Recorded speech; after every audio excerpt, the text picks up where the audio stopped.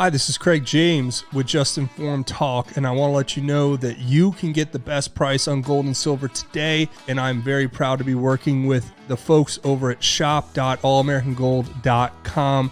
You can go visit their website today or call them at 800-951-0592. But what they're going to do is they're going to give you the best prices on gold and silver available on the market today. They're offering the most competitive prices out there. And let me just tell you this, if you're not prepared for the financial collapse that's coming and the wars that continue to spiral out of control and the fiat currency eventually collapsing with the inflation going through the roof, you need to start now. Go get your gold and silver. Go to shop.allamericangold.com or call 800-951-0592 and let them know Craig sent you. But more importantly, get yourself protected and prepared for what's ahead. The truth. It is the middle ground between light and shadow, and it lies between the pit of man's fears and the summit of his knowledge. This is Just Informed Talk Radio, where we are not ashamed of the gospel, because it is God's power for salvation to everyone who believes. One thing, I don't know why, it doesn't even matter how hard you try. Keep that in mind, I designed this rhyme to explain in due time.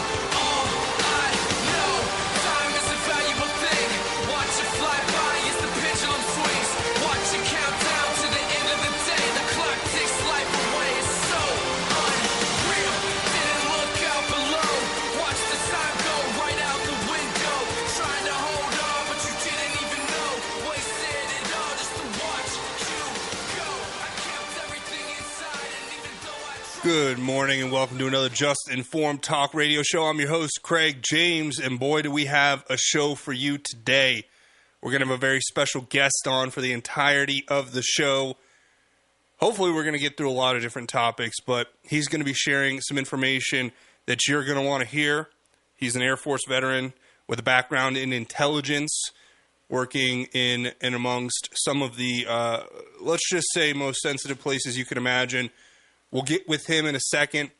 Before we do that, though, I want to thank everybody listening, whether you're listening live here on 1360 KHNC on the Front Range from Colorado to Wyoming and into Nebraska, or you're listening live at 1360khnc.com, or you're listening to the live stream on one of the multiple platforms where it is hosted.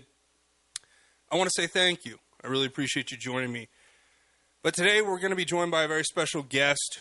He's been a friend of mine for quite some time, and he has a lot to tell. His story is fascinating. He has been widely known as one of the Benghazi whistleblowers. He came forward and exposed a lot of what was going on there.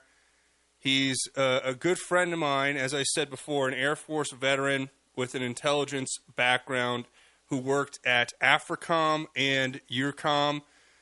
But I'll let him explain about himself more deeply. But right now, I just want to bring on the show and welcome my friend Nicholas No. Nick, are you there? Yes, good morning, Craig. Good morning, Nick. It's good to have you on the show. I guess where we want to begin with you is give the audience a bit of a background. I don't know if you want to retell your story, but it is a fascinating story nonetheless. I hope my introduction did you justice, but why don't you give the folks an idea of who you are, what your background is, and then we can maybe even touch on what happened with Benghazi and all of that stuff, because I want to get that to kind of lay the groundwork and let people know who you are. You know what I mean? Sure. All right, so I ended up, whenever I joined the Air Force, I went in for command and control, battlefield management. I ended up over in Ramstein, Germany, at the Air and Space Operations Center there. We were over AFRICOM and EUCOM. At that time, they kind of merged. It was a weird transitional time. However, of course, we were involved in all of the operations over Africa, Europe, and some other places. So when I was there, I had a really unique kind of position, especially being a regular airman. I was only an E3 at the time, and when I first started. So when I got there, I was put in combat reports within combat operations. from in the 603rd AOC. And when I was there, essentially what I did was I worked in a place, well, the unofficial name of where we worked, other people internally called it, was the Wheel of Death. And they called it that because where we worked, we would get the joint prioritized target list that would go to the mission planners, then to combat ops, and then afterward they do the battle damage assessment, operations analysis afterwards, go back to strategy, then the joint prioritized target list. This went 24 hours a day in a circular way. And the people I worked with were all highly specialized people. We had, I don't want to say too much about exactly what we had there and by way of capabilities, but we had people from all the different branches of the military all coordinating together. And each of them had different types of jobs. And for example, everything from weather to data links to intelligence, reconnaissance, all that sort of stuff. So what I did was every day I would get all the information from the subordinate units that reported to us, and then I would compile them into a much larger report called a sit rep, and then a commander update briefing. And part of that job as in combat reports, I would get all of the information from the people within my unit too. They all had specialized jobs, and they would provide me with their work product, and I would make that in the commander update briefing every day. So that's how I ended up in the middle of everything and had the full picture of what was going on and what happened, and even made the situational reports, the sit reps, and the commander update briefings on this stuff. And I also kept all the records as well. So whenever the attacks happened in Benghazi, they got warnings ahead of time, and that's a fact. And also, when it happened, we were told not to rescue them. We had one of the subordinate units that I talked to every day was a rescue team in Djibouti, and they're a pararescue team. Their job is to go in the worst kind of situations like that, where they were surrounded, and they would fly in over the top. They would jump out of the airplanes and parachute down, and then from there set up a perimeter, get the people out. There needs to be, they have medics. Everybody's trained as a medic too, so they can fix anybody that needs fixing right at that time, to at least stabilize them. So they were told to turn around, and then on top of that, we had Aviano was told to stand down. They were running an exercise at the time, and they were told to continue with their exercise. They have fighter jets that they would have been able to send there for close air support, even if they didn't strike nearby there, which they could have done easily. They're aces. They could. That would have just been enough to scare them away, just buzzing the top of them. So, and then we also had drones, armed and unarmed drones, and we had all kinds of different assets that were available to them, to include Marines that weren't too far away, and then of course we had allied forces as well nearby who also offered to help. They offered to help CENTCOM. CENTCOM was also coincidentally running an exercise. This is something that happens seemingly whenever bad stuff happens. Everybody's running an exercise for some reason. And so they were running an exercise called Internal Look 12 at the time, and they were told that they could not break away from their exercise to help them, and they were told that the State Department's got it. Okay, so the State Department doesn't have assets like that. They don't have anything to really help themselves like that. So that's the reason that one of the jobs there was personnel recovery in that cell, and their whole job was to coordinate the rescue and in these kind of situations. So our job was to do that. That's why we were there, as part of the whole mission that we had. So it blew my mind whenever I had just come back from vacation, and I had to check in. And in the morning, I got there in the morning after the attacks already started, and I could see on the screens, of course, basically the drones were already overhead, circling, and so on. So I didn't really see the first initial part of it. My friend, very good friend of mine, Joshua Salmon was in the skiff at the time. Usually I would be working nights with him, almost always I would be working nights with him, but I was just on vacation at that time, and when I came back, he was actually there that morning whenever the attack started happening.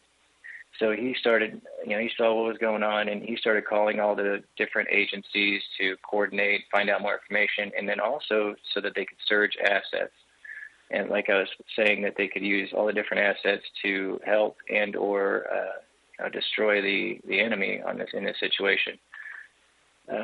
So he was told, he went out to the CCO, which is the commanding officer on duty at the time, and the commanding officer told him, typically, this is okay. So one of the first things they teach you when you get there is the call tree. Basically, if something comes up, so hold on. We're going to hit a commercial, right? Let's put a let's put a pin in that. When we come back, I'm going to have Nick continue with his this incredible story. Just to recap, Nick is working in AFRICOM and EUCOM right around the time of Benghazi. He's in charge of putting together the intelligence briefings for the higher-ranking officers. So he's able to see what's going on, and he's telling us what happened that day. Stay tuned. You're listening to Just Informed Talk Radio. We'll be back after the break.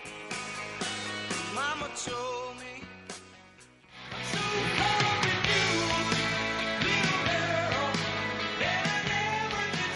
Welcome back to Just Informed Talk Radio. I'm your host, Craig James. We're joined by a very special guest, a good friend of mine, the Benghazi whistleblower, commonly known by many, but he's also been coming forward with a plethora of information that is vitally important, I believe, for my audience here to listen to and for us to kind of get out there and disseminate. He's an Air Force veteran with a background in intelligence, worked at AFRICOM and EUCOM during Benghazi. He saw what happened. He was one of the individuals responsible for putting together comprehensive intelligence reports in real time that were presented to higher-ranking officers to make decisions with. That's how he was able to see what was happening there.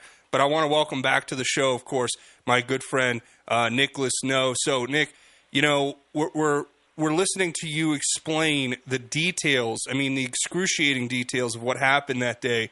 And I think this is vitally important, not only to establish who you are and what your background is, and because that's what we're going to get into some crazy stuff today. By the way, everybody listening, today is in fact Tinfoil Friday, in case you were wondering. And my guest Nick is going to help us dive into the rabbit hole, take the red pill, and we're going to have to strap on our tinfoil hats for that coming up later. But this is really important, I think, to kind of establish who you are, what your background is. And a story that my audience probably hasn't heard yet about what actually happened on Benghazi. And for reference, to give context, Benghazi is the assault on the U.S. Embassy in Benghazi, which took place where you have, who was it, Ambassador Chris Stevens, I think his name was. He was murdered along with several other soldiers that day.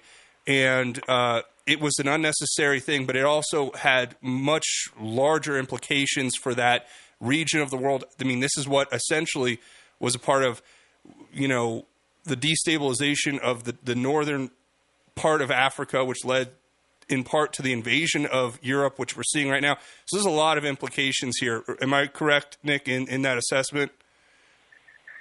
Yes, it was a very big thing to happen, and especially considering how critical it was to take action at the time. Everybody was told to stand down, and it was by the State Department in particular that was really the lead on that. Even our CCO at AFRICOM, the Air and Space Operations Center there, was told my friend Joshua Salmon that they had to stand down and not call in, which is normal standard operating procedure. First thing that you're taught when you get to the unit before you even learn your job is that there's a call tree, and what you do in an emergency situation or in this kind of situation is you'd call the commander and a few other people, and then those people, it goes from the top down, and then the sergeants would call their subordinates, and officers would as well, and then everybody would come into work, and within a couple of hours it should be fully staffed.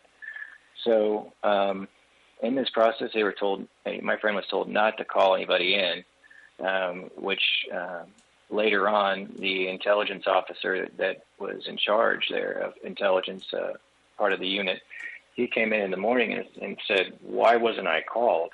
I don't want to say his name over the radio, but he's a good man, and he was just as upset as everybody else. So with this, I'm going to get back on track here with exactly the next processes. So they eventually go and rescue these guys, not, of course, the survivors, and not rescue, but they picked them up from the airport. And the way that they were walking them to the planes, it seemed like they were more like captives than actually being rescued or taken to safety. They had I can't say too much about it, but you could clearly see that based on what we were watching as it did happen. So with all this, I stayed quiet after seeing this, and knowing that we should have already had people there to help right away. It lasted for 13 hours, and we didn't get anybody there. It doesn't make any sense, especially considering a major portion of where I worked was designed for that exact situation to react.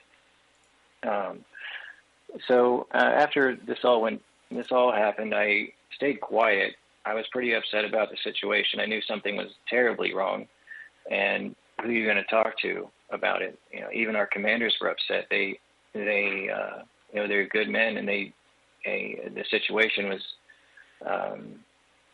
kind of out of their control. And so after that, I just kind of stayed quiet. And my next base I went to, I didn't even really talk to many people, because I was afraid that it would start talking about what I had seen and what I knew, and all it would take is a deployment and then catching a stray bullet wherever they would send me, and of course, that's all it would take to get rid of me. And there was only a few people like myself in that combat reports position that had all the information and compiled it and had all the records and everything like that.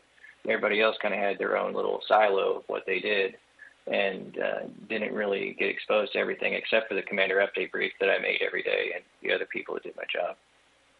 So you were in a unique position because you were getting access to a bunch of different information that would normally, in a way, be compartmentalized, right, within each individual's task being, they're going to collect specific data for a specific thing. You're the person who's in charge of taking all of that and putting it together and then presenting it on a regular basis to higher ranking officers who make decisions. So this puts you in a unique perspective and obviously it speaks to, I believe, your level of comprehension and ability to understand broader, things happening. And that's what we're going to get into here later, which is important because we're going to talk about some crazy stuff. Of course, it's Tinfoil Friday, and I want to thank you for joining me here on the show, my friend. But we're talking about Benghazi, and I think it's a little bit of a older thing that took place. It's not very fresh in a lot of people's memories. So for context, to make it more clear, let's talk about you talk about the 13 hours. We all know the Hollywood movie that was made about it, and we understand that there were, I believe it was 5 individuals whose lives were lost that day, who it was all unnecessary. But let's talk about why Benghazi as a event, as a kind of a demarcation line of when things started turning south, why it was such an important event that day. From your understanding, what was the significance of Benghazi? Because we've talked about things, I know, in the past related to, and I know you can't speculate a lot because you speak only to what you know, and I appreciate that, but just for reference, what did you see as, and what has been commonly the more important thing? Because we have Hillary Clinton saying things like this, and I'll play this clip real quick, and then we'll kind of let you give your take on what Benghazi, the actual incident was, because this is where they said that an embassy was stormed because of a video that was circulating online, but that all turned out to be a lie. But then also they allowed this to happen, like you pointed out. But here's Hillary when she was being pressed in front of Congress about her role and involvement in Benghazi itself. With all due respect, the fact is we had 4 dead Americans. Was it I because of a understand. protest, or was it because of guys out for a walk one night who decided they'd go kill some Americans? What difference at this point does it make? So you hear her, she says, it's just guys out on a walk, right? Do you think from what you saw in your position that what happened at Benghazi was just some guys out on a walk, but do you think that it's possible, and I know without speculating beyond what your information is that you have or that you can share, do you think it's possible that Ambassador Stevens had more information than he should have had, or he was involved in things related to the Obamas and the Clintons that would be a reason why? This is, again, Hillary Clinton's the Secretary of State at the time. A lot of this was running through her, through Obama's administration. So you saw in real time the stand-down order, which she tells us doesn't matter and what difference does it make. But, let's get context for what Benghazi was, the thing that they want to keep sweeping under the rug and having us forget. Sure. And as you were saying, she was running everything to include the response at that time, which, for whatever reason, the military was trumped by the State Department, and that doesn't work that way. It had to have been from much higher up for that to happen. So Hillary, as you said, was running point on that, and she made it seem like there was some sort of casual attack that happened. That's way wrong. There were warnings way ahead of time. And so check this out.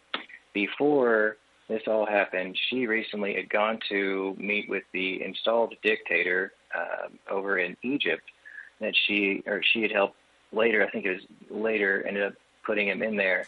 And so after the attack, something that happened simultaneously right after that was that during the attacks in Benghazi is they went to Egypt and took over the embassy in Egypt, and those Marines were told to put their weapons away and let them take the embassy.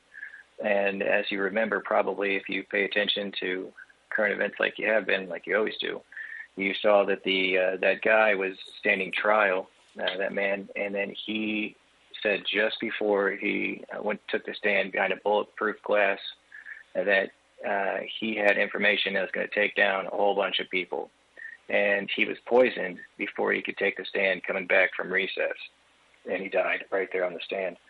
So what does this all mean? It's actually part of a much bigger picture where Hillary was involved in much more than she should have been. She really was a control freak and a sociopath, this lady. So this guy, Mark Turry was in charge of the covert weapons program that basically sent small arms fire rifles, fully automatic weapons, and grenades, that sort of stuff, through Benghazi, and they were supposed to go to the Syrian rebels, and they never really got there.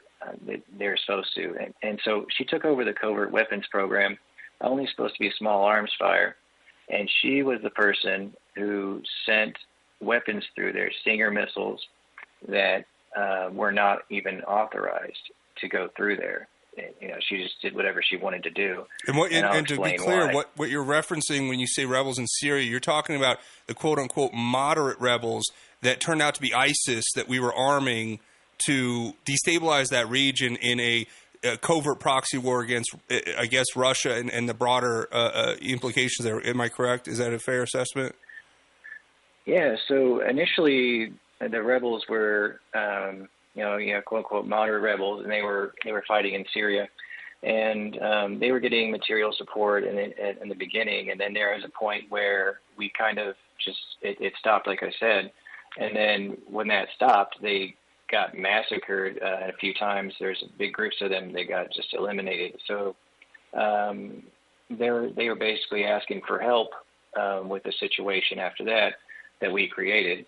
And then here comes ISIS, right? And ISIS comes in there, and we have provided the weapons to them. And it was a CIA asset-run op. So all the weapons that were going through Benghazi are supposed to go to the Syrian rebels. We even provided a lot of other things too, and it never went there. They needed help. They called for help. They got ISIS. And then from there, ISIS is going around destroying, raping, and pillaging across the Middle East. And these guys are traveling in caravans on, the Toyota Tundra trucks, which are in a caravan in the middle of the night in the desert. So if you got night vision and you're looking over from the top, there's nothing else around. You can see these guys clearly miles away, from anything. And it's very easy. All we had to do was just, launch a strike right there, and they would have been done. But that's not what they wanted. So it went on a little further. So that was a kind of a sidebar thing that they wanted to happen anyway. But the real reason that the Stinger missiles went through there, I found out later, and that's because after getting out of the military, I decided to blow the whistle. I went to Congressman Susan Brooks. I've never said her name on radio or publicly, but she announced she wasn't running for office again after I had mentioned that I went to someone. She announced that only a few weeks later, the first initial radio interview I did. And so I went to Susan Brooks's office, and I told the chief of staff, or actually the people that were there, I said, I need to talk to her. I want to tell her I got more information on Benghazi. And I went there, called, and then eventually got a call back, and it was from her chief of staff. And her chief of staff said that investigation is over, and we're not interested in any new information or a deposition. Wow. All right, so this story gets much more deep, and we're going to go in it. We're essentially diving in the rabbit hole already. We have this and other topics. You're here for the whole 2-hour show, so everybody stay tuned. This is a big interview. This is a good friend of mine. And he's going to be telling us not just what he's already exposed, but we're going to do some more kind of breaking down other things that you're going to want to hear. Stay tuned, everyone. You're listening to Just Informed Talk Radio. I'm your host, Craig James. We're joined by Nick No. We'll be back after the break.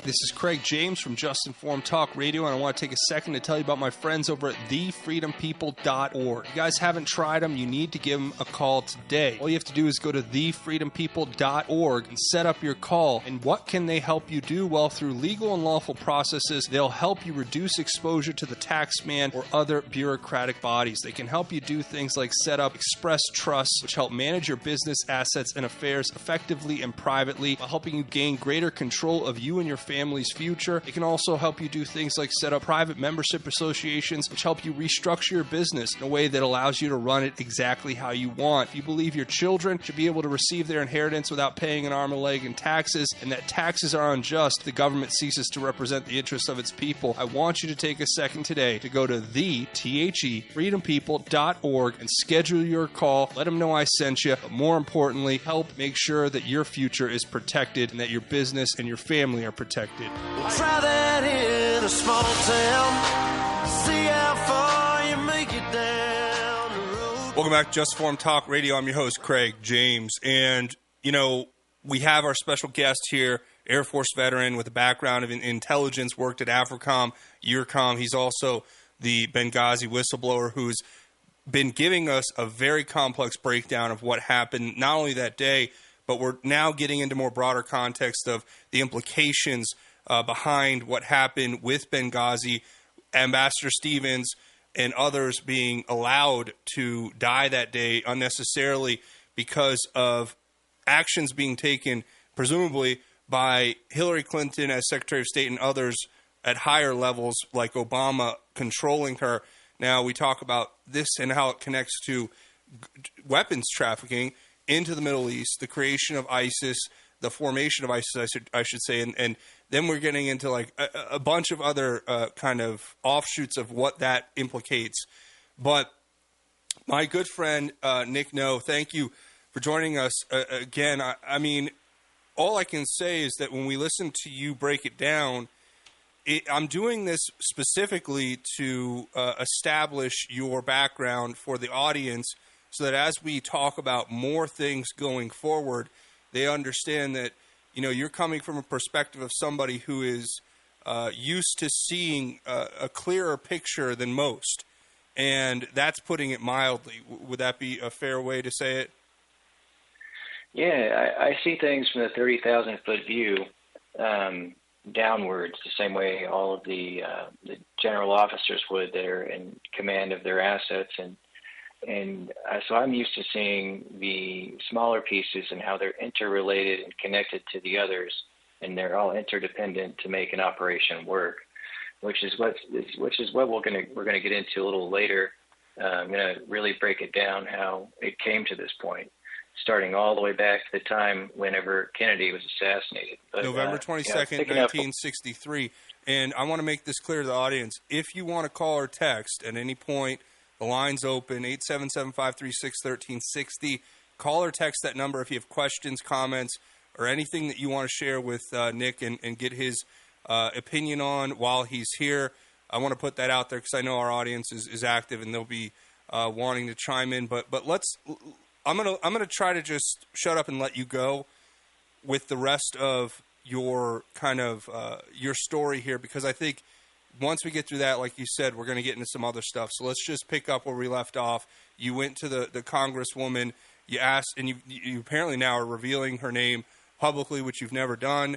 And what happens from there? Yeah, and I'm not, I can't say for certain, and she could always say different, that she seemingly said she wasn't going to be running for re-election, and it could have been due to that, and I suspect it was. I could never prove it, and if it was, then she kind of did the right thing by stepping down at that point. It seems like she made a mistake, or she knew that she was responsible for the mistake that her chief of staff had made. So after that, we had Ambassador Stevens, Sean Smith, Ty Woods, and Glenn Doherty all killed there. So at the end of the conversation there with her chief of staff, she said, I sounded audibly upset in my voice, I'm sure.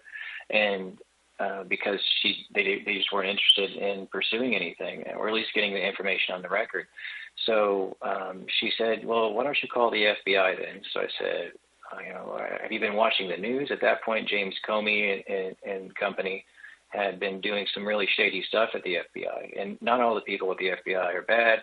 It's always a handful of hand-selected top people, and we'll get into why all that went down and has happened that way, the infiltration from within. But so I saw, after that, I contacted the FBI, told them where I worked when I worked there, and then I had more information. And they could have easily, actually I didn't tell them that, they could have looked up where I worked, and they chose not to. They could have gone to Office of Personnel Management and seen exactly where I was working, and then I had credible information and an account for them to get on the record. And they just, they never called me back after that, the FBI. So I kind of gave up at that point because I didn't know, is that corrupt? And there's nowhere else you could really go. Who am I supposed to trust? And so I let some time pass, and then I see a radio or a YouTube interview with Ty Woods' father, Charles Woods, and he was on an interview with Dave Janda. So Dave had him on there, and he was explaining that he's been lied to the entire time. He has no idea what happened to his son. And it was awful to hear that. And I immediately contacted Dave Janda through an email, and he wrote back quickly, and I was lucky enough to have him see my message because he has a radio show too. He gets emails all day. And, he responded, and he connected me with Charles, and I told him what happened. And after that conversation, I was put in touch with a couple of generals who also had an interest in what I could provide for them. And they had other people who were witnesses, just like myself, that they connected me to. And then we started to piece everything together, just the same way we would at the Air and Space Operations Center I worked. We took all the little pieces and the big pieces, putting them together to see how they're connected. And the common denominator was that it was Hillary Clinton was the biggest problem out of all of it. So I talked to him and talked to the generals, and then the generals started having me and the other witnesses go on radio shows and YouTube channels and just disseminating the true information about what had happened. And along the way, I was introduced to Alan Perot, who was a Falcon trainer, and he was in the Middle East for a very long time. and he is an absolute fanatic for birds and birds of prey in particular, and he's an expert. So that's why the Middle East, UAE, Saudi Arabia, and company, they all really enjoyed his help with training the falcons that they use to go hunting. For us, we'd have cigars and some cognac and sit in the library with your buddies and talk or whatever. But for them, they would go falcon hunting, and he was always present for those. So, well, we're going to hit a break here in a minute. So let's kind of, this is always going to go in a direction, folks, that I can't even begin to explain, because then we're getting into things like Osama bin Laden and SEAL Team 6. So the rabbit hole is deep, and there is a lot to cover here. But before we do that, I just want to let everyone know that, what Nick's doing is in a large part a part of his belief that, the information needs to get out there. And the generals he's talking about working with are also patriots who love this country and want to see information get out to the public that otherwise wouldn't. And Nick, I guess really quick, you got less than a minute. Why isn't Hillary in jail? Hillary's not in jail because she's protected by the same people who were involved with Kennedy's assassination. All right, so when we come back, that's where I want to pick up. And we can go wherever direction you want. If you want to talk more about Alan, or you want to talk about that. But I really want to start getting into where we're going to start for today's rabbit hole, red pill that we're taking. We're diving in the rabbit hole, Tinfoil Friday. We're going to start November 22nd, 1963, and how a series of events from that day going forward has led us to exactly where we're at now.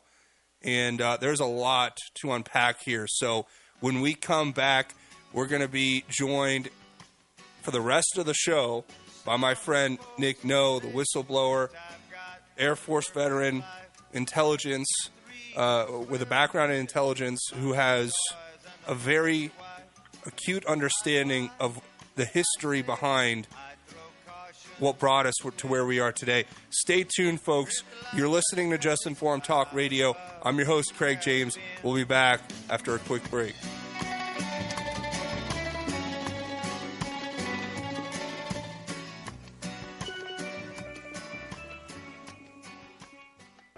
This is a man's world. But it wouldn't be nothing. About a woman or a girl.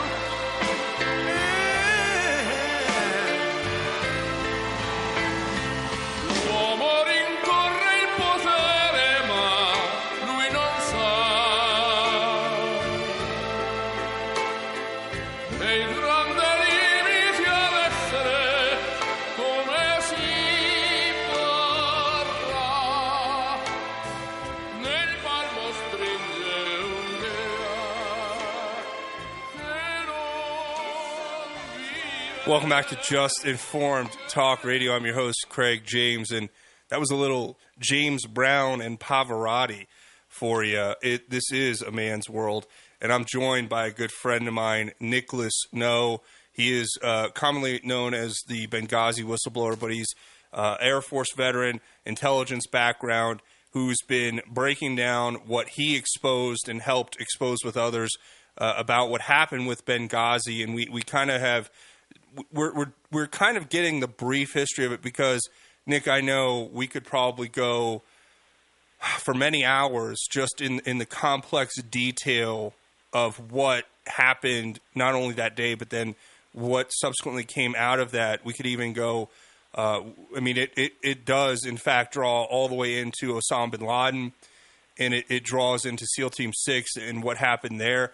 And I don't know what direction you want to take. I mean, the show is basically yours at this point. I'm kind of stepping back and letting you expose what you want to get out there, because this is like information that needs to get out to the public. And I know you've been sitting on this for a while, so you have a lot to say. I know that.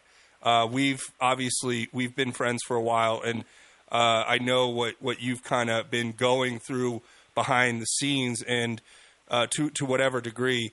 And I want to give you the time and give you the kind of freedom to go whichever direction you want. But if anybody wants to ask a question, have a comment, chime in, the call and text line is open, 877-536-1360. Feel free to chime in and text whatever you want. Now, Nick, what direction do you want to take it? Because we can go back in time, or we can go with finishing your thought that you were following. Whatever direction you want to take it, I'll just let you kind of lead the way. Okay. So ultimately, we worked together to put together the full picture of what happened in Benghazi. And the real question that we couldn't figure out, the piece of the puzzle, was why. Why did they send the Stinger missiles through Benghazi? Why was it so important to go back and recover those, or what they could, through there? And why did they want them all to die? And I found out the answer. Turns out that bin Laden was in Iran the whole time, and John Brennan put him there. John Brennan put him there, and they made a secret agreement between a couple of countries. I'll let things play out, and maybe President Trump will tell the truth about the end part of it. But John Brennan put him there in Iran for under house arrest. So wait, now this is kind of a big thing. Most people now. The official story, Nick, is that he was in Pakistan, and you're saying now that he was actually in Iran. Yes, he was in Iran the whole time, and he was under house arrest. They did let him go out falcon hunting, though, because, as I was saying, that's the one thing where they can all kind of put their differences aside, and it's kind of like their golf, or whatever you want to call it. They go hunting with their falcons.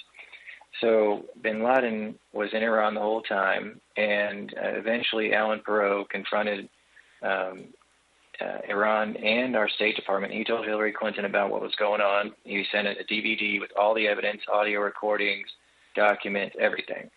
And he sent it to other people too, because you can't count on one person to do the right thing, and that's definitely a constant that I've seen with the government. A lot of people just seemingly don't have the courage to do the right thing, and I blame it on the fact that our country's gone away from God, and doing and understanding that it's important for you to do the right thing as best you can. And some people are under duress and so on. But so wait. So you're saying that John Brennan brokered a deal with Iran, and I think this is important to understand, is that Osama represented a Sunni faction of Islam that has been in direct conflict with what would be the counterpart as Shia, Islam. And so you're saying that a Sunni Islamic leader in Osama bin Laden was brokered in a deal to the Shia Iranians who put him under house arrest? Is that what you're trying to tell us? Yes, that's correct. And as part of the deal, there were a couple other countries that were part of the deal, and he was supposed to not attack the United States anymore. But he had free reign to do whatever else he wanted. And, of course, I'm not even sure that he had much to do with the initial attacks in 9/11. We could talk about that, and that's going to take a whole show to explain everything. So ultimately, you found out that bin Laden was in Iran. I've got Joe Biden's attorney that was published. It was his chief of staff. It was who basically was put in charge of the International Crimes Task Force at that time, or one of the top people in it. So basically, Joe Biden had his former chief of staff in charge of the International Crimes Task Force, or high in it, whenever he was the vice president. And what did this do for him? It made it so that the fox was in the hen house. They knew everything before it happened. They could get people out of the way. They could change what they're doing to not get caught, all that sort of stuff. It gave him a heads up. So he actually admitted on audio that he knew that bin Laden was in Iran, and him and the people he's associated with knew that, and they said that they don't want to get him. He knew that they didn't want to get him, and it's because they needed an enemy or a boogeyman to go after so that they could go into these countries and yeah, I mean, take their Osama assets. provided the existential threat necessary to sell the American people on these wars that took place subsequently after 9/11, right? Yeah, and don't forget that he was a CIA asset. Bin Yeah, I Laden mean, was, and actually the bin Laden. That's the craziest thing, is that he was working for the CIA in the 80s and 90s, right? Or 80s, I guess, and probably 90s, during the Russia conflict in Afghanistan, right? Yes, absolutely. So what they decided to do was to support the Taliban there and give them everything they needed to fight the Russians. They were shooting down the helicopters left and right. They did a really good job. I think Mujahideen was involved with that, especially. But that's what was going on at the time. So bin Laden actually was a CIA asset, and it's honestly likely that he probably didn't have a whole lot to do with the attacks of 9/11, but he could have. I don't have all that information definitely, because I didn't see any reports or anything about that. But so you got bin Laden in Iran. They go to kill him in Pakistan. So one of the options that was given to them was to wait. People are gonna want to. You're gonna want to stay tuned, folks. Nick No's gonna tell us the whole inside baseball on what actually happened. Osama bin Laden wasn't in Pakistan. He was originally in Iran and then moved to Pakistan or something like that. We're going to listen and let Nick explain further. Stay tuned, folks. You're listening to Just Informed Talk Radio. I'm your host, Craig James, joined by Air Force veteran Nick No, who's going to keep breaking it down. We'll be back after a break.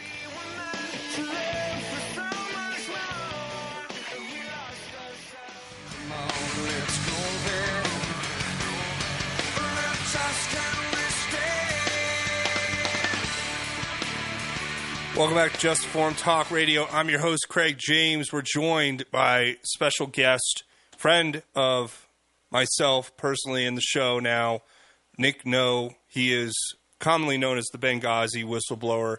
He is an Air Force veteran with a background in intelligence who's given his, assessment of what happened on Benghazi to the chagrin, I'm sure, of many who would have otherwise liked him to keep his mouth shut.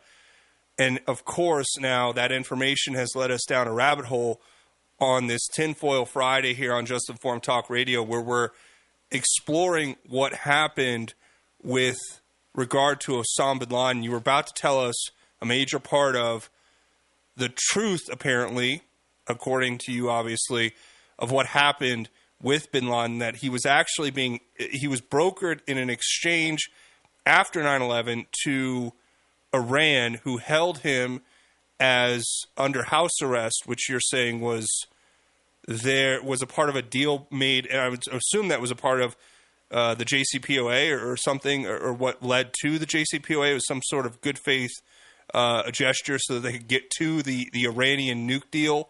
Is that what essentially is a good characterization of that? You're sorry. Hold on. That. Start over. Now you're on. Go. Okay.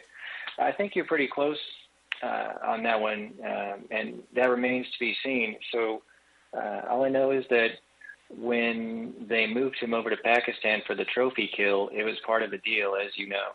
And they went back on that deal at the last second, and he was pulled out and went back to Iran at the last second. And I've heard that they got him and that they didn't got him, but I think it's 95% likely that he made it back to Iran safely.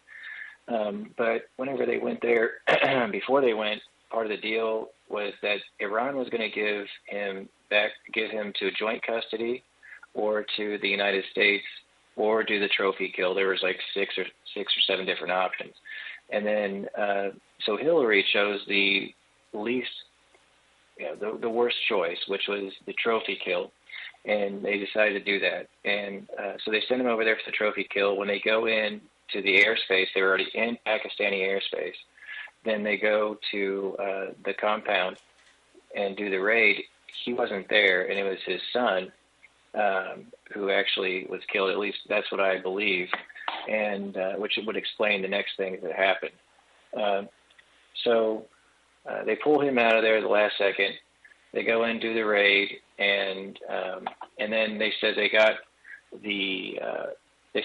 him and took him back over to the Navy ship, and then gave him a Muslim burial at sea. And Muslims are not allowed to be buried at sea unless it's absolutely necessary for the safety of everybody else, just a disease or something. They have to have their feet facing Mecca. That is, so John Brennan was the person who said this. He's the guy who put that story out. Oh yeah, we buried him at sea, Muslim burial. Sure. John buddy. Brennan being the former director of the CIA. Yeah. Who And, has proclaimed in his own words that he was a long-haired hippie who converted to Islam in, I think, Malaysia or somewhere in that region. Yeah. Just, I mean, for reference, so people understand who we're talking about. Yeah, and John Brennan was in the Middle East for a long time, and people knew him, and he was around there, and so, of course, naturally, he'd be involved in all of this. And, so after the raid, whether they killed him or didn't kill him, they dumped the body over the Hindu Kush Mountains. There's a very famous Pulitzer Prize-winning journalist that did the story on this and explained that's what really happened. And he's the same guy that was the journalist on the pipeline that was destroyed over in Europe from the Russian pipeline. So, all right, so we have one more break. We're coming up an hour or two. We have a whole nother hour. I want you to save your spot right where you're at, because I think I know where this is going, and this is going in a direction that gets pretty dark.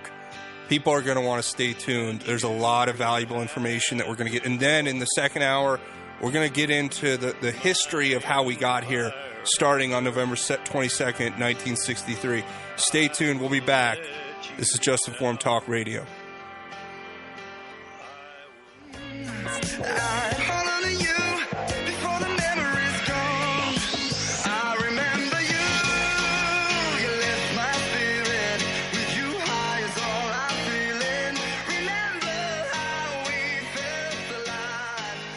Welcome back to Just Informed Talk Radio. I'm your host, Craig James. And, of course, this is hour 2 of the Just Informed Talk Radio show.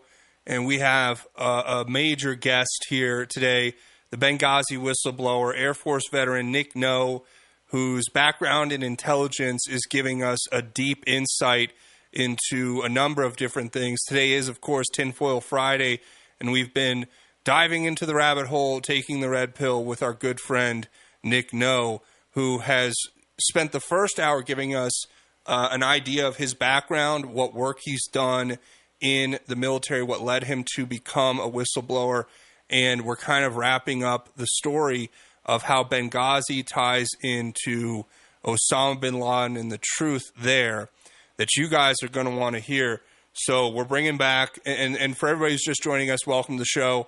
Of course, our good friend Nick No is breaking it all down for us. And Nick, where we left it was a very, like almost a cliffhanger, I think, for the audience as to but I think I know where you were going. You were talking about how Osama bin Laden had been brokered to Iran as a part of a secret deal that was made by Hillary Clinton and John Brennan, the former director of the CIA, under the Obama administration. So we got to include Obama on this because he obviously was, at that point, the executive in control who would have been at least greenlighting this, maybe not masterminding, but greenlighting. And what you're telling us is that he was brokered there and then they agreed to do a trophy kill, but it wasn't a trophy kill because at the last second, you say you believe Osama was brought back to Iran, given back to the mullahs there, and that now we're picking up where SEAL Team 6 is deployed. They do the raid on his home, his supposed compound in Pakistan, which led to what you believe was the murder of his son, not Osama. and then I guess pick up from there. Yeah, the raid in the Abbottabad compound, you've got one of the SEALs that was there. His name is Mark Owens. He wrote a book before having it cleared by the Pentagon shortly thereafter it, and he even did some interviews. And what really caught my eye, his book is called No Easy Day. What caught my eye the most, and I think this is ultimately what got him, because he had his book pulled, and he was not allowed to make a single penny off his book. The DOD didn't approve it, so it was retracted. I mean, basically his money was taken away from him. But I don't think that was really what it was about. I think it was because when he did his interview, in one of his TV interviews, he said that he did not recognize bin Laden. And okay, so in the Middle East, there aren't that many people that are 6'4", 6'5", something like that. He's a really tall guy. He's got a really lanky body, and he looks like Osama bin Laden. His picture has been in every single country for decades, over a decade at that time. And you're telling me that you did not recognize him anywhere in there, even after the fact. He couldn't say that he recognized him. So, I think that's ultimately what made him get into trouble, is because he said that he didn't recognize bin Laden. And there could be a reason for that. Other than that, I just don't know. But it's certainly started to align that way. So, fast forward a little bit, you got the Iran deal happen where we gave them a whole bunch of money on pallets, with pallets of cash. That was kickbacks back to the politicians, Obama and company, for book deals, fake book deals, or whatever. And then, of course, some of the money went back to Iran, and they got the money too, because they had them blackmailed. What are you going to do? Iran will be like, look, we had bin Laden. They lied. And not only that, we've had them the whole time. How would the American people react to that? They'd want military tribunals for that, I'm sure, for the treason that they committed. So they had to go along with it, and they gave them the money. And yeah, I mean, that would explain why they're sending pallets of cash to Iran for no real discernible reason. Yes, precisely. The same way Sam Bankman-Fried was laundering money back from Ukraine through his Bitcoin to the politicians. It's the same scam, different day. So let's leave that there where it's at. If you want to watch the whole interview and information about it, you can go to Anna Kate's Rumble channel. Anna, ANNAKHAIT is her last name. And if you go to some of her earliest videos, you can find the presentation I gave at the American Priority Conference with Charles Woods, and it's an hour long approximately, and then, of course, the exit interview that I gave afterward is also there. And now I'd like to tie everything back to Hillary Clinton, the CIA, and how all of this came about, how it got so utterly corrupt and out of control. Yeah, so for everybody listening, we're again, Tinfoil Friday, Just Informed Talk Radio. Nick's going to take us on time travel. We're going to go through history here. So let's start November 22nd, 1963. Is that where we're going to pick up? So to just before that. So I'm going to sound like I'm kind of on a rant here, but I've got pages and pages of this ultimately organized so it's easily digestible, hopefully. So I want to make it clear that it was not the mafia, it was not the Cubans, it was not the Russians who killed JFK. And I can tell you this definitely because when he was killed, he was taken from the Dallas hospital to the Bethesda Naval Hospital.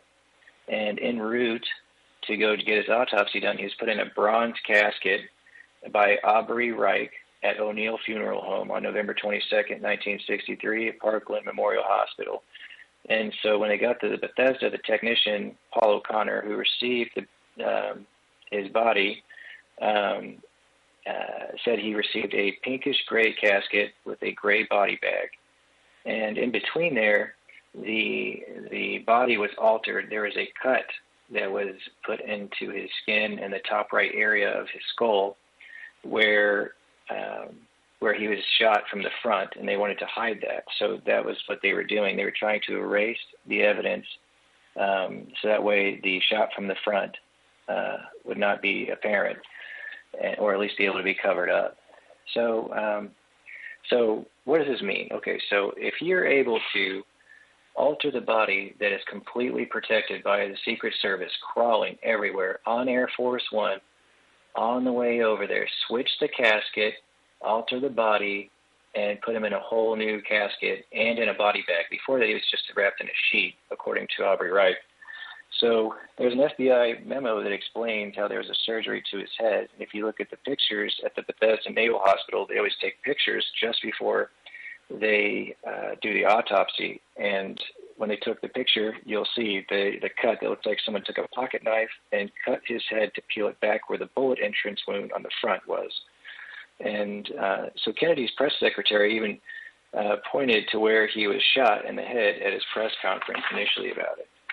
And years later, the doctors that saw Kennedy in the ER went on PBS's NOVA program, and they took him to the National Archives to look at the photos from the moments before the autopsy. He said it looked the same, except the alteration of the skin at the top right side of his head where an incision was made. So how did they get access to the body from in between the hospital in Dallas to the Naval Hospital in Bethesda?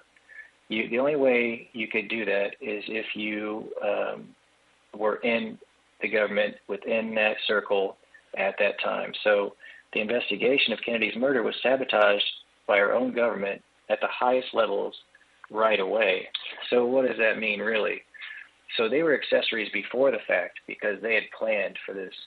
They had planned and they knew right away to alter the body. So the day of the assassination, nobody had seen Kennedy's killers. There was no description on record, yet Lee Harvey Oswald was arrested because his description went out over the police radio.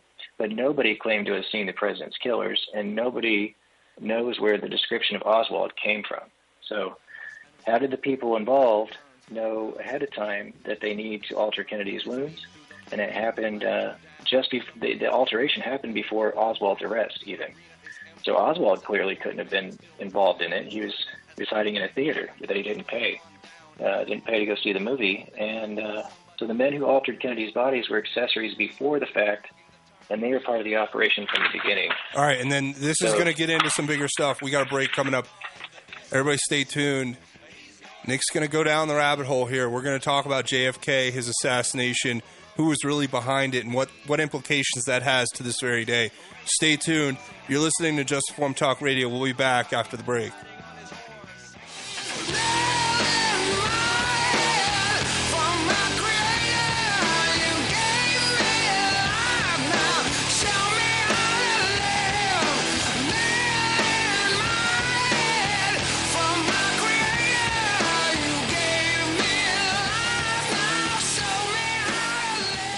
Welcome back, Just Informed Talk Radio. I'm your host, Craig James. We're joined by the Benghazi whistleblower, Air Force veteran Nick No, whose intelligence background is coming quite in handy right now as we are going through what happened in JFK, starting with the tampering of his body after his assassination to presumably cover up the fact that there were two shooters instead of the one that was originally sold as the sole shooter in Lee Harvey Oswald. And, you know, Nick, the implications of what you're breaking down, I mean, a lot of people have essentially connected the dots. I mean, heck, the CIA has already come out and essentially all but admitted that they were behind the assassination to an extent of John F. Kennedy. So I guess continue on your point, but I mean, I know this is going to draw into all the way up to today, right? And what we're seeing happening with Trump. So let's keep on that thread and let you keep going. All right. So after this all happened, I just explained how one of the doctors from the hospital in Dallas did an interview or a special on PBS Nova, explaining what he saw after before the autopsy, the photos before the autopsy. Okay, so Spotlight magazine wrote a story citing a memo written by former CIA director Richard Helms that placed E. Howard Hunt in Dallas on the day of the assassination.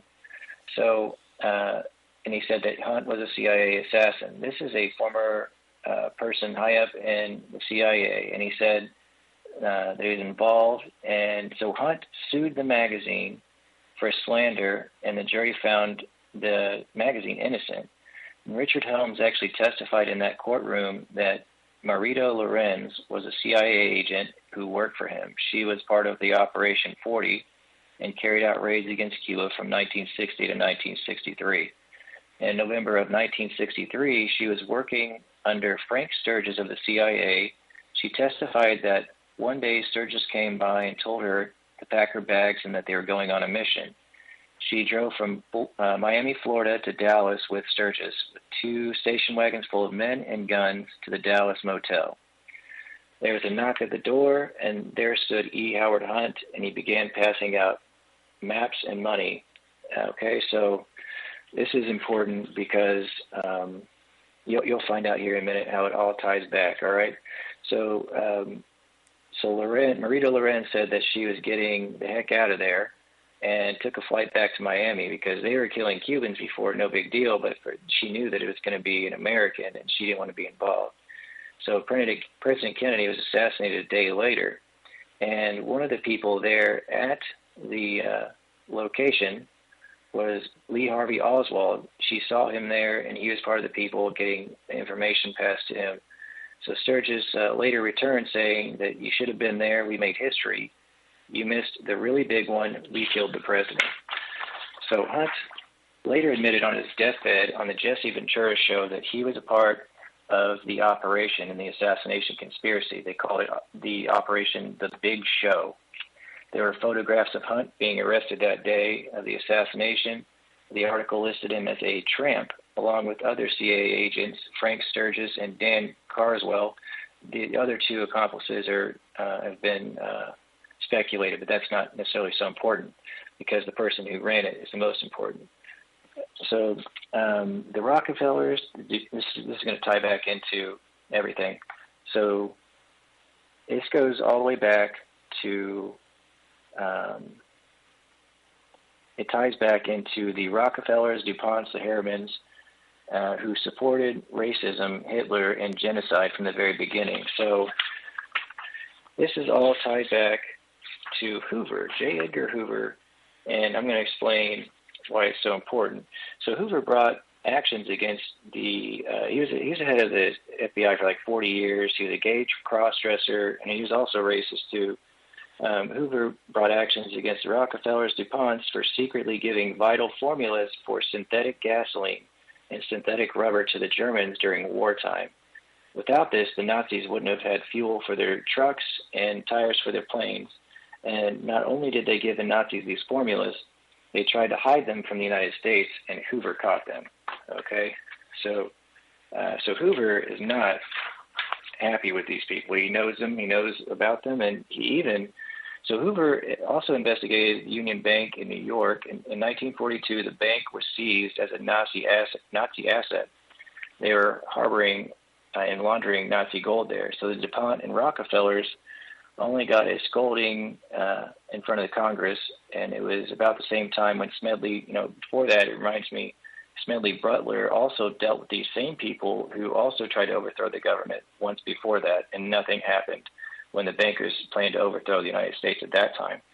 So this is all ties back to Prescott Bush, and Prescott Bush finds out that the bank was seized. His bank, the Union Bank of New York, was a Nazi asset. He was the director and executive officer at that bank. So Prescott lived in America. He had a choice, and he still worked for the Nazis. So that principal German business partner was most infamous Nazi financier, Fritz Thyssen, an early enthusiastic and vitally important supporter of Hitler, and provided key money to Hitler in the start of his politics. So Hoover knew that the Bushes were Nazis. This is important, and it'll come up later. So Prescott Bush was co-director with Averell Harriman at Union Bank, and Prescott was also a full partner at Brown Brothers Harriman. And in the trial where E. Howard Hunt lost his slander case, he said that immediately after World War II, he was working directly for Averell Harriman. And Hunt reported directly to Averell Harriman when he was in Paris, France. So Nixon was brought into politics by Prescott Bush, and he was a senator at the time. Nixon employed Jack Ruby and also Hunt.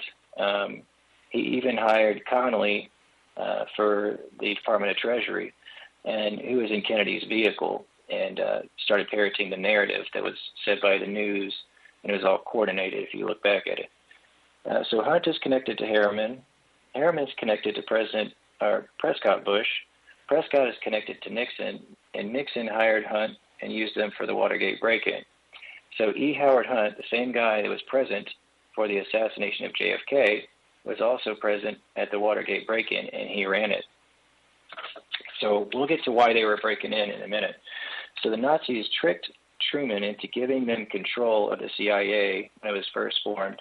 They worked around Eisenhower, which he warned about in his exit speech there. Bobby Kennedy, on the day of his assassination, told the Pulitzer Prize-winning journalist that the CIA and anti-Castro Cubans killed his brother. So Hoover knew back in 1960, 3 years before the assassination, that Lee Harvey Oswald was working for the CIA.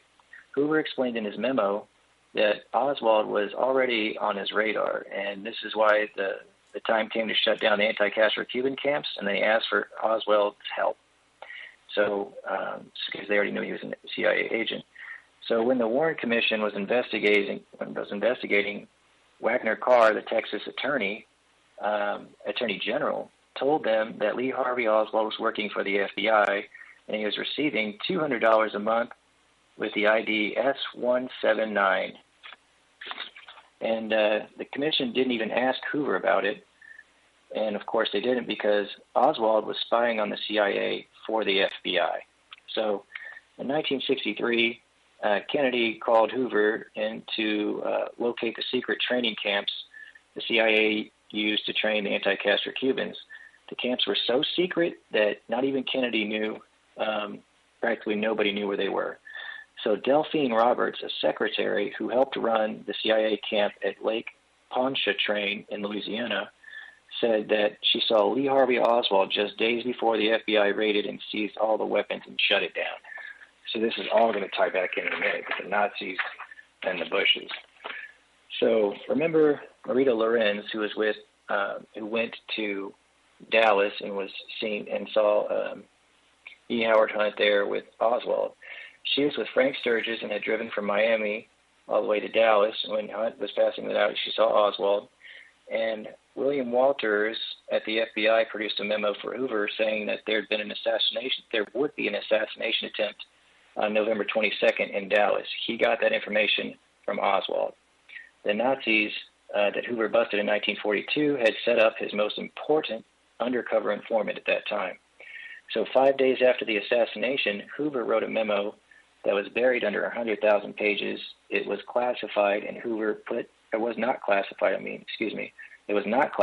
and he put the heading, Assassination of John F. Kennedy. He said that the FBI had been investigating a misguided anti-Castro Cuban group. And in the same memo, Hoover named CIA officer George Bush as associated with the anti-Castro Cuban group. And it suggests that Bush was the sole person at the CIA responsible for these people.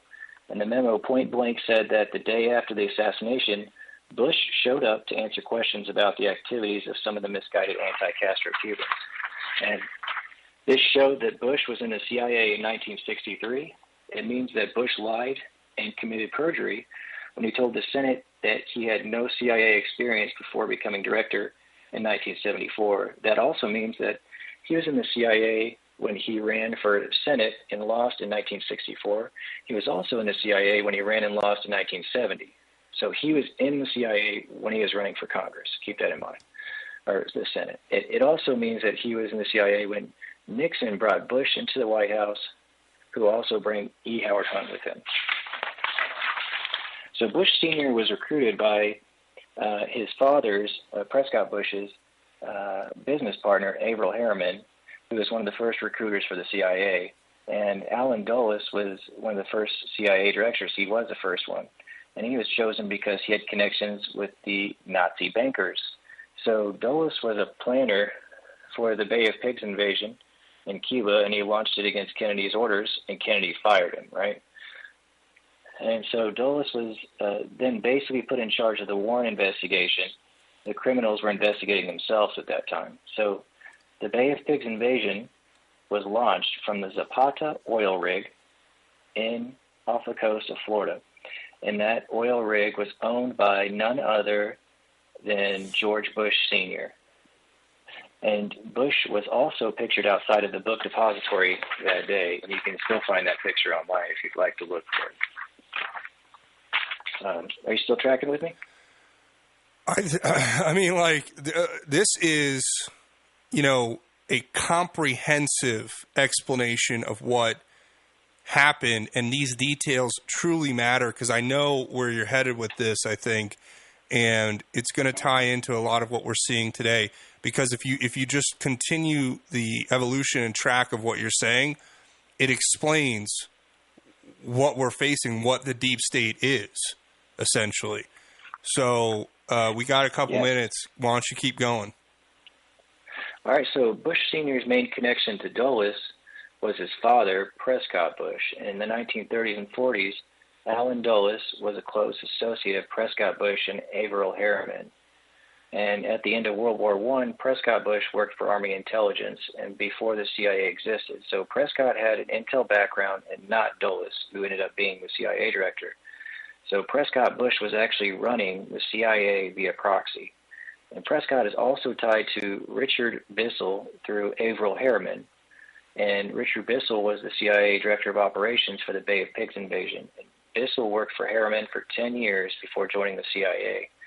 And in 1962, the year before Kennedy was murdered, Prescott also partnered with William Casey, who was head of the CIA under Reagan. So William Casey partnered with Prescott to form the National Strategy Information Center, and this was to combat the efforts of Kennedy to dismantle the CIA.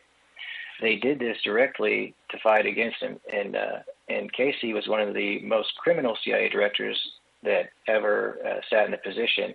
He planned the October surprise, Iran-Contra, and crack cocaine scandal. So there's a guy named Chip Tatum, a former CIA officer who blew the whistle on the operation. He said that he was ordered to deliver weapons to the Contras and bring back cocaine. Bush Sr. was the head of the operation and was personally flying with him on some occasions down on these missions. So something else is also an interesting connection is Barry Seal, who is the same, he was in the same Civil Air Patrol located in Louisiana as Oswald, was also flying the cocaine in. Okay, so Oswald is connected to Barry Seal, who is flying the cocaine into Mena, Arkansas. Oh, and Arkansas, we know what that connects to. Wait. So what, for everybody's listening, let me just explain. What Nick's just done in clear terms is connect Bushes, he's going to connect the Clintons, he's connected Hoover, the CIA, FBI, to the assassination. And this is what, imagine you're Donald Trump and you walk in day one and this is what they lay in front of you. I mean, this is what we're facing, folks. What Nick's doing is very important. Stay tuned. We'll be right back after a break. Hi, this is Craig James from Just Informed Talk Radio, and I'm here to tell you about My Kind CBD products. I have been using these products myself, and I can tell you this is the highest quality CBD product I've ever used in my life. My Kind CBD products are 100% THC-free, locally sourced from Colorado hemp farmers, and they're organic. And if you want, you can give them a shot today by going to 1360khnc.com/shop. And when you do, make sure you try out everything from the sunscreen to the lotion to the salve to the retinol cream to the tinctures to the cocoa to the coffee to the tea, everything in between. And make sure you try out the pet products as well. They have pet shampoo and pet tincture. You're not going to be disappointed. These products are white labeled and sold in high-end stores and boutique salons for 2, 3, and 4 times the price you're going to be paying at 1360khnc.com/shop, straight from the manufacturer. So go there and buy your products today, and I know you're going to become a repeat customer just like me. 9/11, the Podesta emails, Epstein Island, Hunter's laptop, the 2020 stolen election. What truths are they hiding? Find out this and more on Just Informed Talk Radio, weekdays from 7 to 9 a.m.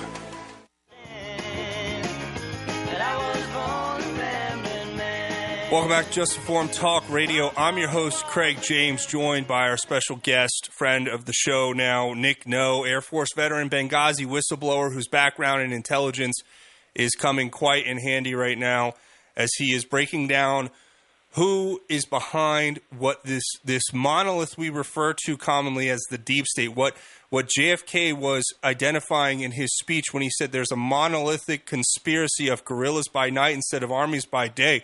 What Dwight Eisenhower described as a military-industrial complex that is seeking to benefit itself over that of the American people. Nick, please continue with where you were going. I mean, I think this is wildly important.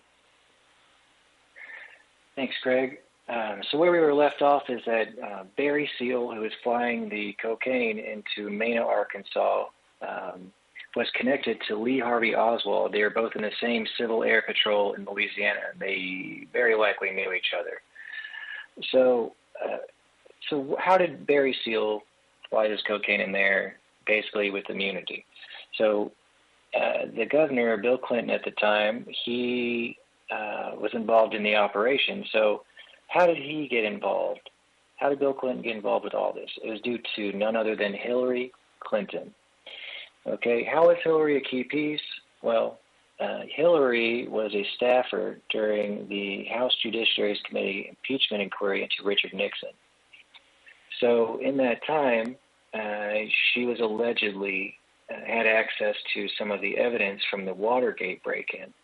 And the real purpose of the Watergate break-in was to get the Black Book, and the Black Book of blackmail. And she personally took it out of evidence so that all the people involved in that, to include other CIA members, were no longer going to be in danger. So that's why the CIA was allowing or asking them to run this operation through Mena, Arkansas, because Hillary had already shown her loyalty. And if you look up the information, this is something funny you'll find, and not funny, but it's something that's a kind of a disinformation thing. So Hillary was not on the Watergate prosecution or inquiry. She was simply on the staff of the House Judiciary Committee. So what they do is, when you go look this stuff up, you'll see that, fact check, no, she wasn't a part of it. No, she wasn't. But the thing is, she was a part of the House Judiciary Committee for the impeachment inquiry into Nixon. That's how she got access to it, not because of the other part. And that's how they try and work around it, make it seem like, she wasn't involved at all. So E. Howard Hunt, who was one of the assassins run by Bush Sr., as part of the anti-Castro Cuban training people too, was the lead on the Watergate break-in. All right? And so this is all interconnected. You got E. Howard Hunt as a main piece in this, and all these people are interconnected. So the Nazis were actually in control of the CIA from its inception. Truman goofed and let that happen. And so you got all the people that are involved in the CIA in its inception were Nazis. Not only that, they were skull and bonesmen. So Prescott Bush was a skull and bonesman from Yale. His son, Bush Sr., was. And also his uncle, who is Herbert Walker, by marriage, is Prescott Bush's wife, or husband, forgive me, or not husband, his wife's father. And Averell Harriman was also a skull and bonesman. And this same organization had their own private bank that they would use for their operations as well. I can't remember the name offhand. That's another story for another day. So that they can run these types of things on their own independently, even if they can't get funds elsewhere. So these same people from Yale, and oftentimes bonesmen, have been in control of the CIA. When they get recruited, the bonesmen often end up in controlling positions in the CIA. So keep in mind, this is a death cult, and their motto is order out of chaos. These same people have been in control of the CIA and their associates. Some of them obviously are probably dead and they're old, but their next people that they train they're going to be in the same group. So when you're in this intelligence groups and agencies like this, or you're running your own network, you only work with people that you know and trust. And that's why it continues and it perpetuates and it keeps going. The CIA is the CIA in general is not the organization as itself. They could do away with it or change it or move it around, but the arts that they do, unfortunately, lie, cheat, and steal. That's part of the intelligence work that happens. But I don't promote the human trafficking. They're by any means necessary. That's what they've been doing the entire time, and it's not even for the American people, for themselves. And yeah, so, I mean, this ties it all together with starting in JFK's assassination. You pull on this thread and the sweater unravels. I mean, this is what Trump's facing right now. Am I correct? Yes, it is a monstrosity, and the only real way to take it on would be to make your own intelligence agency or work with only people that you trust and know, which he probably, I don't know this for sure, but I bet he's probably done that. He probably has some people that he really trusts and he knows are honest and true, and that he's known for some time, and that's probably part of the same group that asked him to run for president. The military asked him to run because of how bad it had actually gotten. These people, they planned on destroying America, dismantling it, and then just like they do with other countries, for example, the Confessions of the Economic Hitman, the guy who wrote the book, he would go into a country and offer bribes, and of course, if the leader would refuse them, then they would try and use coercion. Then the next thing they do is try extortion, even threats. And then if they didn't comply with whatever they wanted them to do, then they would kill them. The CIA, before they killed Kennedy, had already assassinated several leaders, and it was out of control. It's just out of control right from the start. And it's because the Nazis. This is all tied back to Ukraine. What's going on now? The Nazis did not lose World War II. They did not lose World War II. And your listeners need to really look at the information and dig deep and learn about Operation High Jump, learn about the Operation Paperclip, where we took all the Nazi scientists over to the United States, gave them new identities, and gave them security clearances to know our most important secrets. And it all ties back to Antarctica.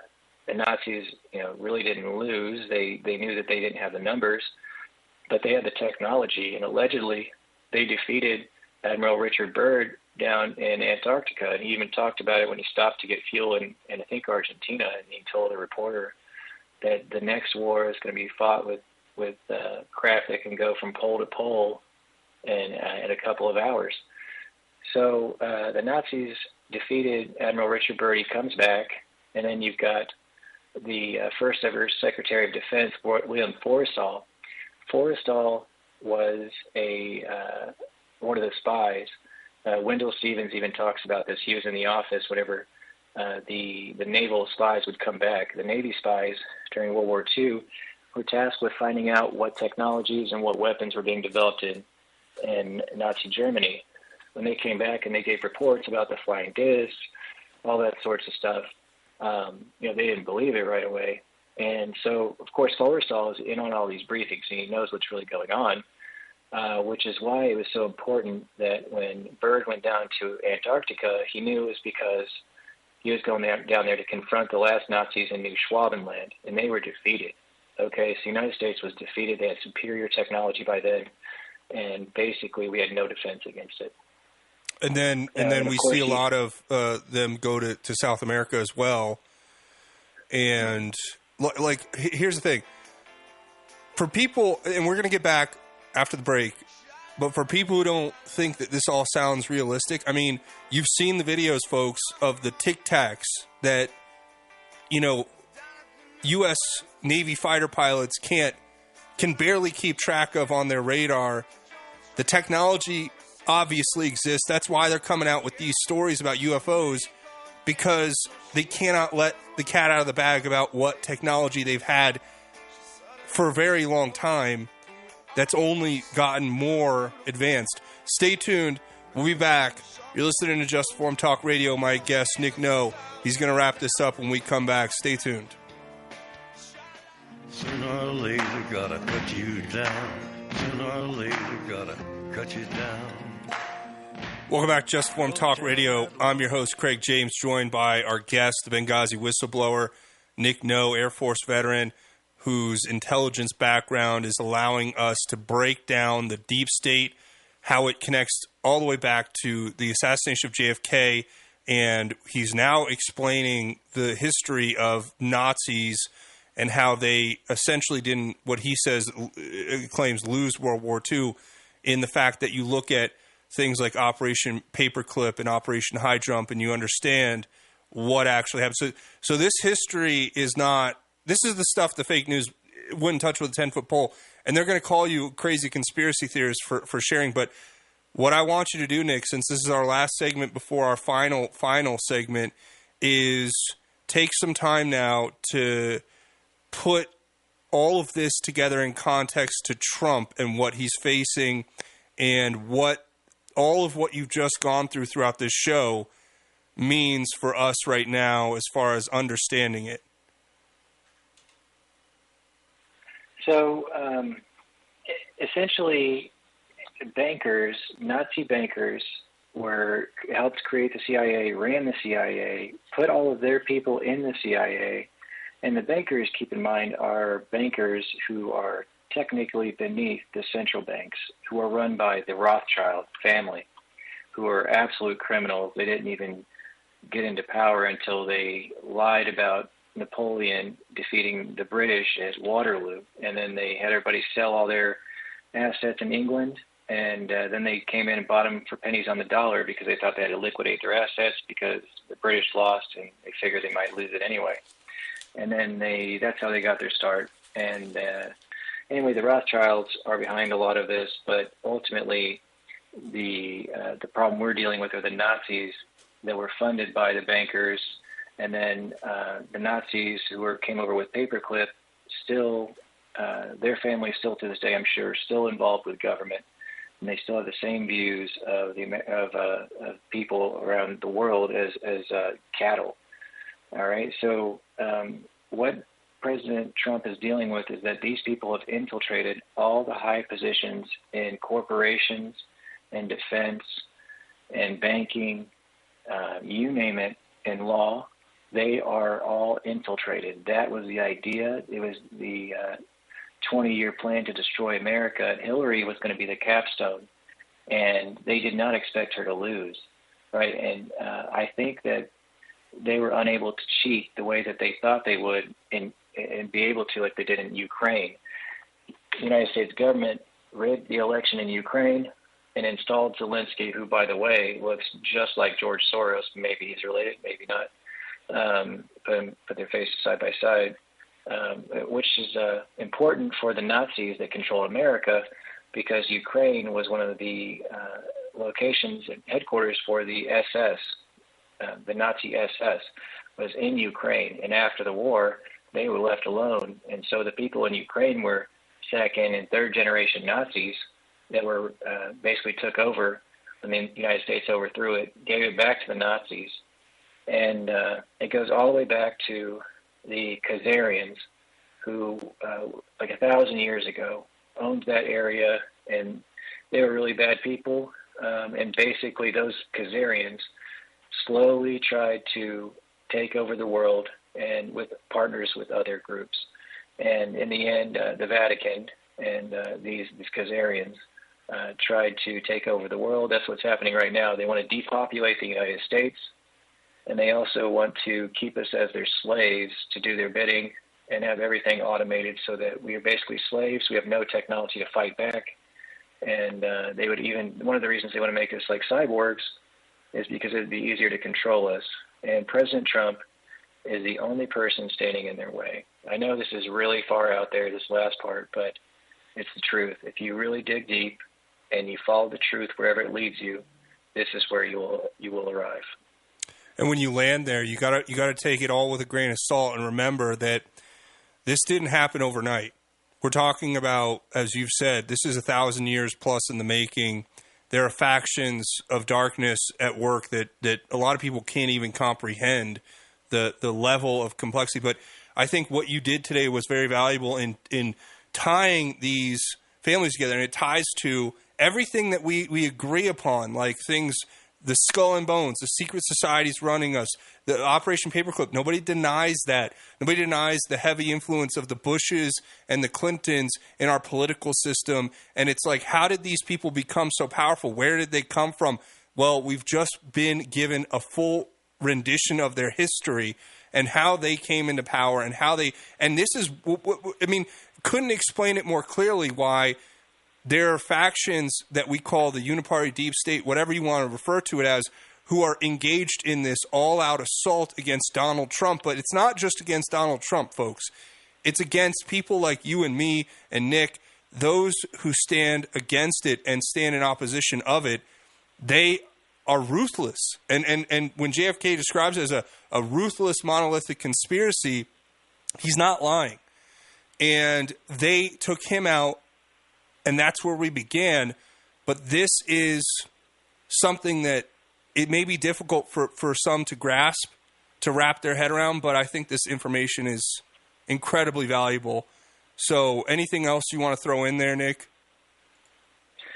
Yes, I want to say don't lose hope, because the good guys have all but won. It's just playing out. If you look at what happened whenever President Trump had his election stolen and he was going to hand over power to Biden, he did not hand over the nuclear football. In my second job, I worked at Strategic Air Command. Without going into too much detail, I can tell you right now, and just like the movies or any sort of documentary you watch, because there are documentaries on this, that the nuclear football is always within, right next door, in the one room over, away from the president at all times. So the only way, the only legal way, the only real reason that he would not hand over the nuclear football on day one would be because continuity of government had been triggered. There are pre-designated people that are pre-designated to be in certain positions that are the levers of society that are important, commerce and other things like that. And they would be pre-designated to do these things and take control. And so the fact that he did not hand it over, that alone, to me, means it is they are not in control. The people that are being projected as in control, they have no idea what's truly going on. I'm sure they don't get the full picture. And there's no way for them to regain control. And the thing about it is decentralized control. So President Trump handed that off to other people, and it's practically impossible for them to unwind it and figure out how to stop them from, stopping the deep state. Wow. This is incredible information, Nick. When we come back, we always wrap up a little scripture because I want to send people out with a positive message of hope that this is not the end of the world. This is only the beginning, and that there is hope beyond what evil exists. So stay tuned, Nick.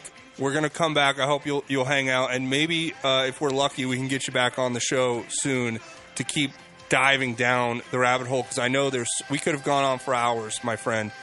So everybody stay tuned. We'll be back. You're listening to Just Informed Talk Radio. I'm your host, Craig James. We'll be back after the break.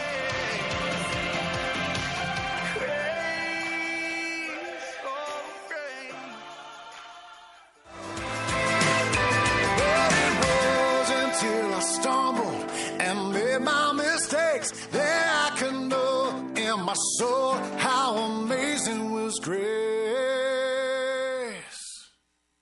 Welcome back to Just Informed Talk Radio. I'm your host, Craig James. We're joined by my good friend, Nick Doe. He is the Benghazi whistleblower, Air Force veteran with a background in intelligence. He just broke down some stuff that is vital for everyone to know. And before we get into our God's Grace is Greater segment, Nick, I want to say thank you for joining us here today. Anything you want to shout out, go ahead right now, but thank you. You're welcome, Craig. I appreciate you having me on. As you said, we could go down a a lot of these different paths in full detail, such as the Iran-Contra, the whole deal with the Nazis in New Schwabenland, and paperclip, all these different things we could break down even further. But, I'm glad that you had me on today so that way I could help everybody kind of understand how this takeover happened when Kennedy was killed and how we got here today. Yeah, God bless you, brother. We're gonna work hard to get you back on soon to go down some of those other rabbit holes because I think it's important. We got a couple texters who wanted to comment. One person texted in and said, "Great show today. Thank you for that." Somebody else said, "This is one of the best shows you've ever done, brother. Great job." Well, it wasn't me. It was mostly Nick. And they also said, "Wow, this helps tie it all up in a nice bow." Thank you, Nick and Craig. Well, thank you to everybody who's texted in. And you guys know what we do at the end of every show. We go through the scripture. And we started the book of Psalm a few weeks ago. And just so happens that we landed on Psalm 13 today, which is called a plea for deliverance. It's a Davidic psalm. And it goes like this: "Lord, how long will you forget me? Forever? How long will you hide your face from me? How long will I store up anxious concerns within me, agony in my mind every day? How long will my enemy dominate me? Consider me and answer. Lord my God, restore brightness to my eyes. Otherwise I will sleep in death. My enemy will say, I have triumphed over him, and my foes will rejoice because I am shaken. But I have trusted in your faithful love. My heart will rejoice in your deliverance, and I will sing to the Lord because he has treated me generously." And I want that message to speak to everybody out there listening, that you understand that although there is darkness, although there is evil in this world, although a lot of the things we covered in this show would lead a lot of people to look at everything in such a dark way, and when you peer into the abyss, it can consume you. But the way we protect ourselves is just as David did in this psalm, where he made a plea to God to deliver him, and he trusted in the Lord. And Nick, I know you and I, we both are men of faith, and we trust in the Lord, so we can peer into this abyss and know and take solace in the fact that we have eternal salvation through it all. And it's just a great thing. Yes, amen to that, sir. And in the end, God wins. Don't forget. Amen, brother. So we are so blessed to have Nick on. We're going to do our best to get him on soon again in the future to go down these rabbit holes again. I want to thank everybody out there listening. And my plea to you now is this: if you're listening to this show and you haven't accepted Jesus as your Lord and Savior, do yourself a favor. Because it really, at the end of the day, your relationship with God is what's going to make a difference in your life in ways that you probably can't even imagine at this point. So if you haven't, repent, say a prayer, open your heart, and allow Jesus to come in, accept him as your Lord and Savior. And if you already have, go out in the world, take this scripture, take it with you, wear it around you like a shield of protection, knowing and trusting in the deliverance that God has promised, because that is ultimately what is going to get us through each and every day, is our trust and faith in the Lord. So with that, I want to say thank you, Nick, so much for coming on the show. This was an amazing show. We can't wait to have you back. Anything else you want to share? We're going to be out in a few seconds. Well, I appreciate you having me on, and I really enjoyed it. And if you'd like to have me on, I'd be honored to come back on again. Well, we may try to make you a regular, because the information you bring to the table is highly valuable to me, and I'm sure my audience as well. But with that being said, that's it for Just Informed Talk Radio. This was your Tinfoil Friday. Nick No, he is an amazing man. We're going to get him back on hopefully soon, God willing. But with that being said, we'll see you all in the next one. My name is Craig James. This is Just Informed Talk Radio. Godspeed, and God bless each and every one of you, Patriots.